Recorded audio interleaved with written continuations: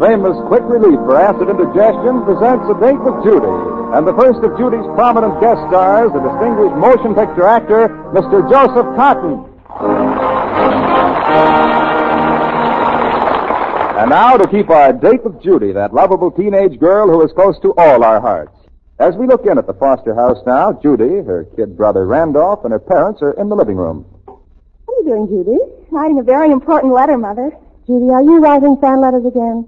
Really, Mother? When a man is not only the greatest dramatic movie actor in the whole world, practically, and also the handsomest, most romantic thing there is, well, at least the girl can do is give him a little encouragement. Well, do you have to take on his entire encouragement single-handed? Yeah, can't you let some other girl encourage him once in a while? Really, I don't think you people understand this at all. I'm certainly not in a category with girls who write mere mushy fan letters. Oh, no. Well, of course not. This is purely on a basis of a discussion of mutual careers. Of mutual careers? Oh, did he like you in your last picture? Really, I see this matter can't be discussed with one family. One has to forge on alone, fighting for one's ambitions in spite of the scoffing of one's family. Yeah, I suppose that's what one has to do. I mean, one really does. Well, I finished. I'll mail it for you, Judy. Thank you, Randolph.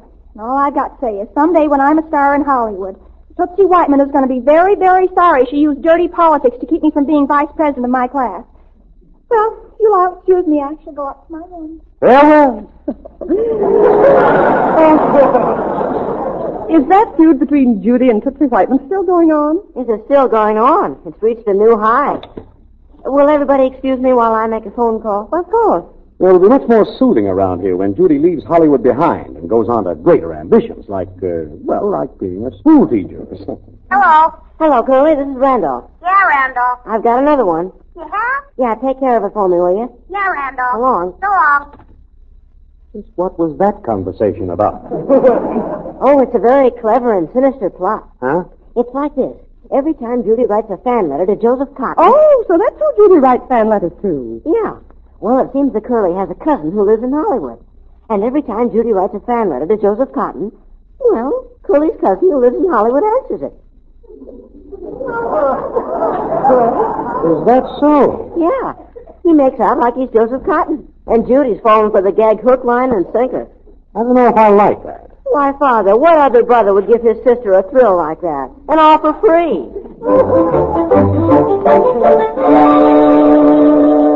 Oh, Randolph, it's here. It's here. What's here? His letter. I can't wait to read what he says. Oh, it's so wonderful. Oh, where's the phone? In its usual place. Just wait till Tootsie Whiteman hears this. She'll die. That's what she'll do. She'll just die. Well, don't ask me to go over and pick up her body. Hello? Hello, Tootsie. This is Judy. Yes, Judy. Well, Tootsie, I thought you'd be interested in the latest. Oh, did you get another letter? Listen to this. My dearest Miss Foster. Dearest, it says, Tootsie. Did you hear that? Yes, I heard it. My dearest Miss Foster. I think I should really be calling you Judy by now, because I feel that I know you so well. I have studied your lovely face again and again, and I thank you so much for sending me your photograph as I asked you to. It said lovely face. You hear that, Tootsie? Yes, I heard it. Oh, this part's simply wonderful. I have decided that you are amazingly photogenic, and if you should ever come to Hollywood, please let me know so I can arrange a screen test for you. A screen test. You hear that, Tootsie? Oh, I really wouldn't go to Hollywood if I were you. I hear you get terribly tired of the climate there. It's just sunshine all the time. Oh, I wouldn't mind that. Yes, but what about Oogie Pringle? You and Oogie are such close friends. Oh, Oogie's just an immature boy. 17 and a half? Yes, but he's so adolescent. Judy, if you don't mind, I really have to hang up. My mother's waiting for me to go to town. Oh, well, you don't want to hear the rest of the letter. Oh, that's probably just a form letter he sends out to all his fans. I hear that's what they do, form letters. So long, Judy. So long. Well, did you burn? She's green with jealousy, saying it was just a form letter. Oh, I could feel whole waves of intense envy radiating over the telephone wires. That's nice. Oh, it's wonderful. Look at me, Randolph. You really think I'm photogenic? Well... Never mind answering. the main thing is a gorgeous, dramatic, handsome, superb actor like Joseph Cotton thinks I'm good enough to be in pictures.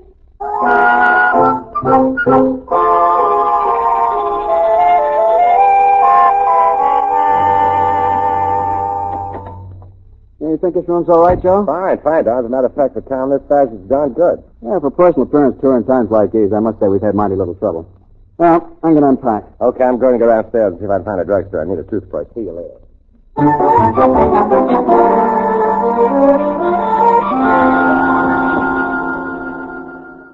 Let's pause for a moment.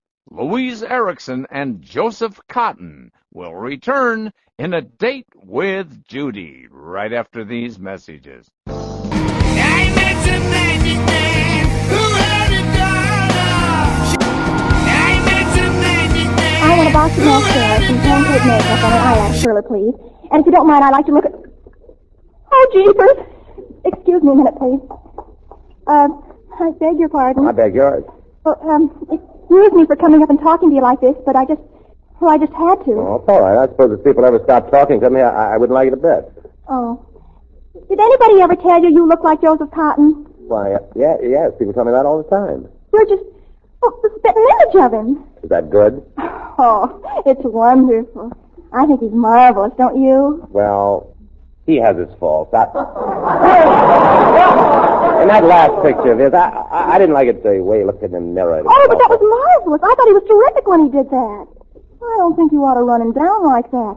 He's really a marvelous actor, in spite of what you think of him. Now, wait a minute. Don't get angry. Well, it really hurts me to hear people going around knocking a simply marvelous star like Mr. Cotton. Oh, far be it from me to knock him. You're probably just a little jealous, actually, because he happens to be a famous movie star, and you just look like him. Well, that's possible. He's really a wonderful person when you get to know him. That's so. You know him? Well, of course I do. Oh, not personally, of course, but he's been writing to me, and, well, the depth and character of a man who's so famous and everything is simply... Well, I think it's wonderful. He's been writing to you. Oh, yes. He asked me to come to Hollywood and take a screen test. He has? Of course. I guess he realizes from our letters that we could work together in cooperation and everything. Oh, everything. On account of a sort of mutual kinship of understanding we have. Well, I wouldn't be too sure of that. Well, goodbye. It was awfully nice talking. Wait a minute. But I have to go.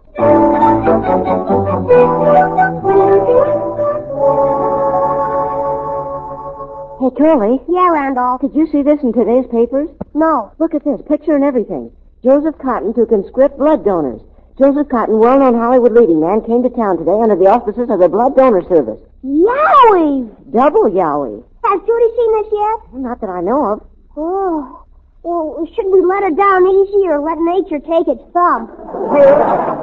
Gee, I don't know. Well, it would be very interesting to see what happens. Uh-huh. Yeah, having said sort of a perpetual motion machine in action, it might be kind of intriguing to see where perpetual motion stops and the explosion of the atom begins. Randolph? Here comes the atom now. Was there any mail for me today, Randolph? Judy, would you kind of like to look over the headlines in the morning paper or anything? No, I think I'll There's just... a very interesting picture on the front page. There is? Well... Jeepers! Is there anything wrong, Judy? He's in town. Oh, but it was he. But why didn't he say so? Didn't he recognize me? After all, he has my picture. Oh, you've just been teasing me. Is he just leading me on and telling me to call up later? Or... Oh, golly, this is amazing. I've got to figure this out. Did you make anything in your statement, Randolph? No, can't say that I did. Very puzzling. Stimulating, though. Yes, very. Decisive reaction of some sort there, wouldn't you say? Yes, quite. Doorbell. I'll get it. Well, hello, Oogie. Hello. Want to see Judy? No. Well, as a matter of fact, I'd like to see your parents.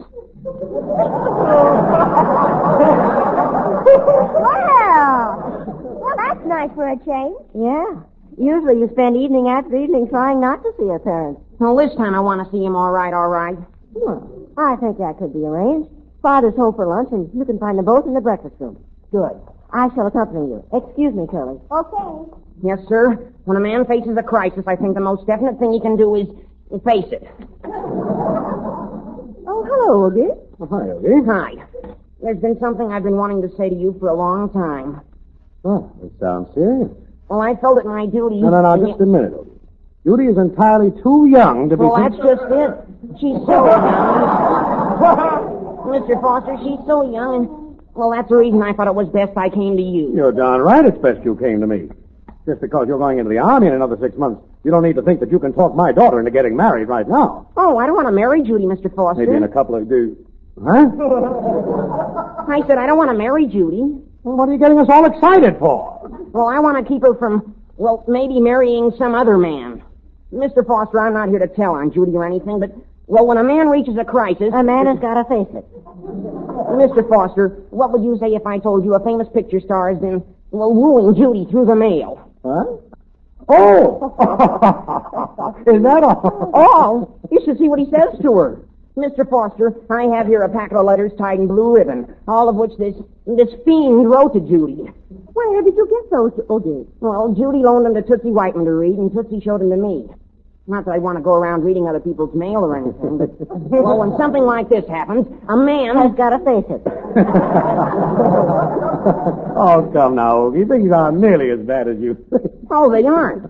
Well, Mr. Foster, this man is in town, and, well, it's pretty terrible, that's what it is. Well, Judy hasn't run off with him yet. Really, Mr. Foster, I've got to see action. And if you treat my remarks with, well, levity, that's all, well, I guess the thing I've got to do is just go to the source.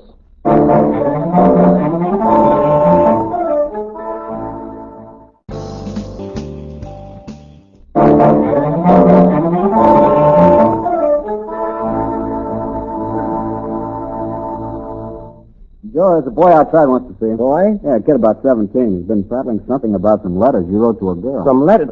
You know, Don, this is the second time today I've been accused of writing letters to a girl. I wish I knew what this was all about. You want to see him? Yeah, send him in. Okay. Right in here. Yes, sir. Hello. Oh, Anything I can do for you? yeah, there certainly is. I mean, yeah, you certainly can. Well, just sit down. Now, let's hear all about it. Well, it's like this. Mr. Cotton, I just think it's darn unfair to make a guy like me compete with a guy like you. What was that? I mean, what chance has a guy like me got competing with a famous screen star like you? I mean, it's unfair competition. Well, I don't believe in unfair competition. I'm very much against it. State your case. Well, these letters you've been writing Judy, I don't think it's very sportsmanlike. You have them here? Yes, this packet. Let me see them. No, don't try to get them away from me. I'm keeping them. You don't need to think you're going to snatch the evidence so that when this thing gets to court... The evidence? Well, I had no idea this innocent-looking packet of letters constituted evidence. Well, they certainly do. And they remain in my possession. I quite understand, Mr. Pringle. Oogie Pringle. I quite understand. I'll return them to you as soon as I look at them in a minute now. Don will be a witness here, won't you, Don? That I will. All right, now let's see. Dated Hollywood, December 27th.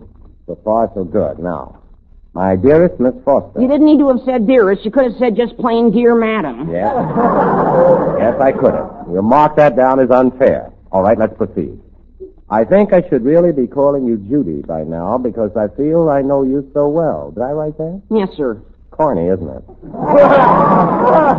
Oh, that's just the beginning. Now it really gets going. I have studied your lovely face again and again, and I thank you so much for sending me your photograph as I asked you to. Ungrammatical, isn't it? No excuse for that. And there's no excuse for asking her for a photograph either. My goodness, when you have all those beautiful girls to ask photographs from, like Lana Turner, Hedy Lamarr, all I've got is Judy. From all what I know about her, she sounds like plenty. Well, look here. Boy, is she snazzy. Well, let's proceed. Amazingly photogenic. And if you should ever come to Hollywood, please let me know so I can arrange a screen test for you. You see, that's what's so unfair. You can lure with screen tests and everything, and, well, all I've got to offer is just girl vocalist of Oogie Pringle's high school hot licks. That seems enough for her. Well, not when you go around dangling screen tests at her. I see what you mean. Well, Mr. Pringle, what would you like me to do about this? Well, I'd like you to, spend your time luring Lana Turner or somebody. That sounds like an interesting idea. You see, Mr. Cotton, I know you're not really serious about Judy. To you, she's just a toy to be, toyed with for a moment and then cast aside. Like an old shoe. Yes. But on the other hand, I'm very serious about Judy. And someday when I'm through school and I'm earning my own living, in about 10 years, well, I'm going to marry Judy. Well, in view of what you've just said, I feel rather ashamed of myself, Oogie. You do? Yes, I had no idea of anything like this, but now I do. I want to assure you that you can consider my courtship of Judy at an end. Really, Mr. Cotton? Yes. I give you my word, I'll never dangle a screen test in front of her as long as I live. Judy and I are, well, through, as you might say in pictures, washed up, done, finished. Oh, gee, Mr. Cotton, that's really very nice of you. I can see you're the better man, Oogie, and I wish you luck. Oh, thanks, Mr. Cotton. Yeah, I'm sort of ashamed of the way I barged in here, so sore and everything. Didn't know you were going to turn out to be a gentleman like this. Well, I want to tell you something, Mr. Cotton. It's been a pleasure to have a man like you for a rival. And I'd rather have you for a rival than anyone I know. The nicest compliment anyone's ever paid me. Thank you, Oogie. Thank you, Mr. Cotton. Well, so long. So long. And I just want you to know I heard you were here on account of the blood bank. And I just want you to know I'm going right down there and give quarts. Now, that's what I call recruiting. Don, I don't like this. What do you mean? Those letters. I held one out on Oogie. I'm going to track this down and find out who wrote it. Don, I think somebody's conducting a racket someplace. You do? Certainly do. Somebody someplace is getting hold of fan letters and writing to those girls, promising them screen tests. I don't know just what his racket is, but, brother, I'm going to find out.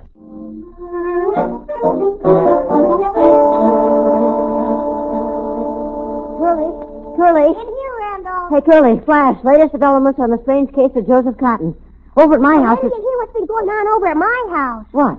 Well, the last time they gave me a report via the telephone. Yeah? Well, gee, my sister Tootsie was listening. She was. Yeah, I didn't know it while I was talking, but, well, she's wise, Randolph. You mean she knows Cotton didn't write those letters? Yeah, and knowing my sister Tootsie like I do, the results are going to be mighty sad for your sister Judy. Gee, what's she going to do, Curly? She's going to sacrifice $5 of her own money to buy flowers and send them to Judy like they were from Joseph Cotton. Wow. Double wow.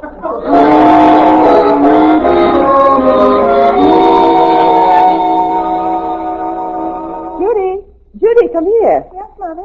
Judy, look at these flowers that just came. Oh, aren't they gorgeous? Oh, they're the most exquisite things I ever saw. What are they for? They're for you. I wonder who they're for. Oh, here's a card to Miss Judy. Oh, Mother.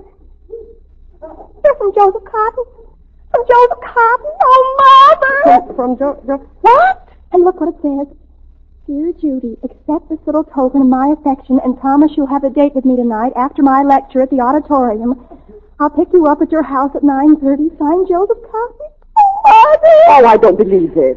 This is absolutely the most thrilling thing that ever happened to me. Going out with a movie star who sends me flowers. Oh, Mother! Now, wait just a minute, Judy, before you get so excited. What'll I wear? Oh, but Judy... Should I go look at my evening gown or should I call Tootsie Whiteman first? Will you should I wear flowers in my hair? Well, dear, do you think I'll look sophisticated if I wear mascara? Now, Judy... Oh, there's the doorbell. I'll answer it. I'll be glad to, Mother. Oh, hello, Tootsie. Hello, Judy. By a strange coincidence, I was just going past your house and I thought I'd drop in for a minute. Oh, I'm so glad you did, Tootsie. Just look what I've got.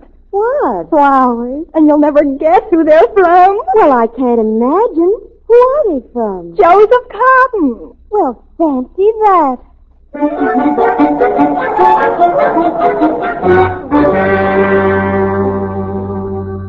Hey, Curly. Yeah, Randolph, what's the latest? Well, Judy just took a milk bath. Are you kidding? No, it's the truth, and Tootsie's just sitting there building up the rat trap. Randolph, I shudder for your sister, Judy. Yeah, so do I. Well, there's only one thing to do. When a man faces a crisis, he goes right to the source.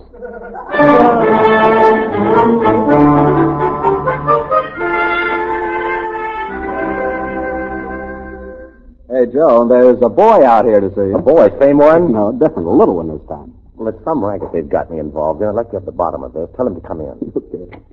Come on in, son. Oh, thank you. Mr. Cotton. Yes, sir. Hey, excuse me for butting in, but I felt I had to talk to you. Oh, Mr. Cotton, I wish to give you a full confession. You wish to what?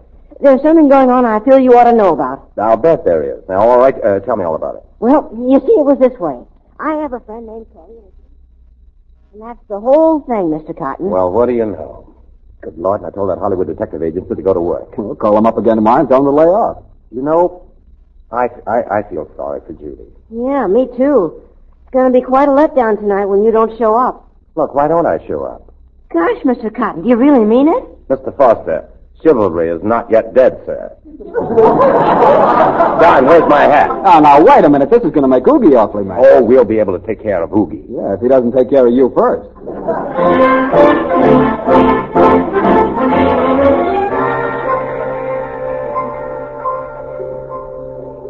Jeepers. 9:33 and a half. Oh, Tootsie, I was never so excited in my life. What would you do if he didn't show up, Judy? Oh, he'll be here. He said he would. Take it easy. Take it easy. Oh, I will. Tootsie, do you think when he gets here I should be kind of leaning languorously over the piano? Or do you think I ought to be draped rather languorously over a chair?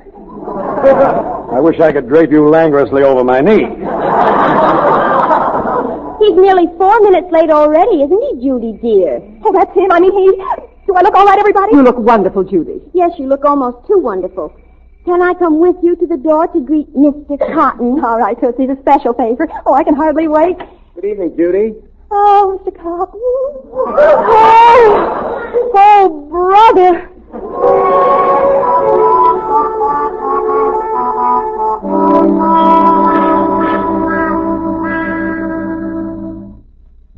Oh, Mr. Cotton, I just never had such a wonderful evening in my whole life. I'm glad you enjoyed it, Judy. It was quite an experience for me, too. Would you like to come in? No, I'll say good night to Dorothy on the porch. Yes, it's much more romantic out here, isn't it? Yes. And speaking of romance, Judy, there's one more thing I wish you'd let me say. Oh, Mr. Cotton, I'm terribly young, I guess, even though I'm much older than I look. But if you'd be willing to wait until I finish high school... Oh, I'm not... That's not exactly what I mean, Judy. The kind of romance I want to talk to you about is, the kind of romance that exists between you and a boy, rather a man of your own age. You mean... Yes, Anna. That's the best kind of romance there is in the world. Take it from me, I know. You don't need Hollywood. You've got everything right here in this beautiful town. You don't need make-believe either. You've got the real thing if you only knew it. And someone like... What was the name of that boy you were telling me about? Oogie? Yeah, that's the name. Oogie. You know, Judy, he sounds like such a fine boy. You think it over, will you?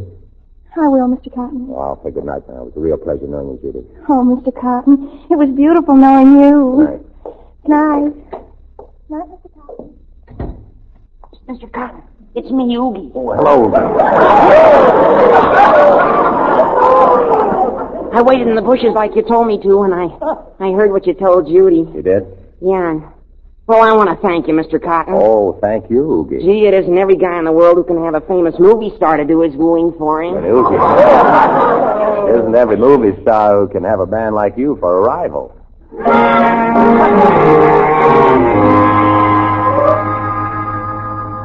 Randolph, Yeah, Curly? I just want to tell you we got a wire from my cousin in Hollywood. Oh, yeah? Yeah, he's in jail.